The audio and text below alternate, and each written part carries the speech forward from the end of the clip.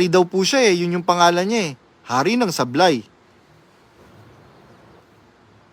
Kaya naku, lahat kayong babangga, siguraduhin nyo na malinis kayo bago nyo ako banggain.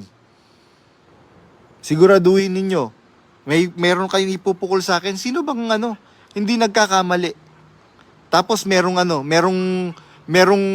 kakampi sa kanya saan ka ba? Napulot ka lang din naman sa sa Burak. Tagapayatas ka lang naman. Nakapangasawa ka lang ng mayaman. Feeling ka na ngayon, feeling ka rin. Naku, ang mga kapatid. Ganyan ngayon ang nangyayari. Ganyan ngayon ang nangyayari sa MCGI na tinotolerate nila yung mga kababuyan, kaimoralidad na pinaggagawa ng mga miyembro. Basta basta loyal ka sa pangasiwaan, kahit anong gawin mo, okay na lang sa kanila.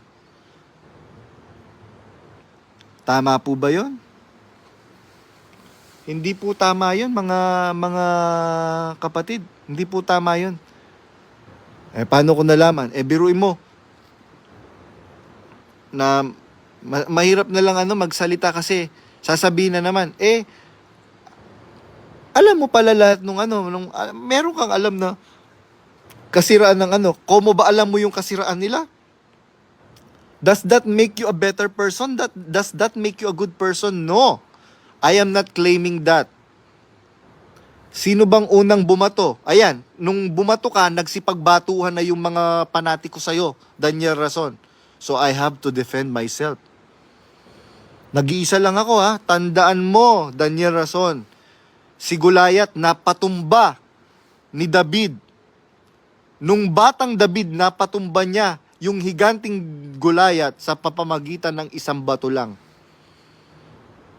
Dahil nung inihagis ni batang David yung bato, inihagis niyang may buong pagtitiwala at pananampalataya sa Diyos. Ganon din, Daniel Rason, inihahagis ko ang bawat salita sa iyo ng may buong pananampalataya sa Diyos. Biruin mo, nananahimik ako dito. Tapos sisiraan ako ng nanay mo. Hindi mo man lang masabi, Mami, na po yan? Layo-layo na nga ni Badong.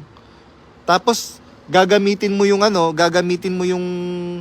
iyong authority para paboran yung nanay mo. Tapos ito namang si Rhea sa Sondoncillo, isa pang number 1 sip-sip. Hindi ko alam kung anong sinisip-sip ni Rhea sa Sondoncillo na naghahanap lang daw ako ng damay sa kalagim-lagim na kasasapitin ko. Sa palagay ko, hindi ako yung merong sasapiting kalagim-lagim. Hindi. Dahil napatunayan ko, wala na ang Diyos sa pamunuan. Biruin mo, pag nalaman nyo lahat ng mga katiwaliang pinaggagawa noong mga KNP, hindi naman po lahat ng KNP ng iglesia, mga tiwali. Meron po dyan mga maayos, matitinong KNP. Kaya lang, hindi lang po sila makapagsalita. Bakit? Tinatakot po sila ni Daniel Rason. Anong po sabi ni Daniel Rason? Meron akong recorded file ni Daniel Rason na sinabi niya yon. Lahat kayo, alam ko lahat ng baho nyo.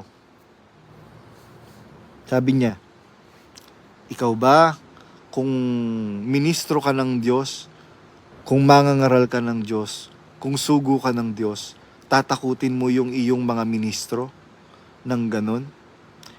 Hindi ka ministro ng Diyos pagka ganyan. Kaya mga kapatid, lahat po ng mga nag-exit diyan sa MCGI, wag po kayong mawawalang ng loob, mga kapatid, wag po kayong masisiraan ng loob. Hindi po malupit ang Diyos na ipinakilala ng Panginoong Jesucristo nung siya'y magkatawang tao. Ang Diyos po na ipinangaral ng kapatid na Soriano ay Diyos na banayad sa pagkagalit, puspos ng kahabagan at mapagbiyaya. Ito pong Diyos ni Daniel Rason, Diyos na malupit,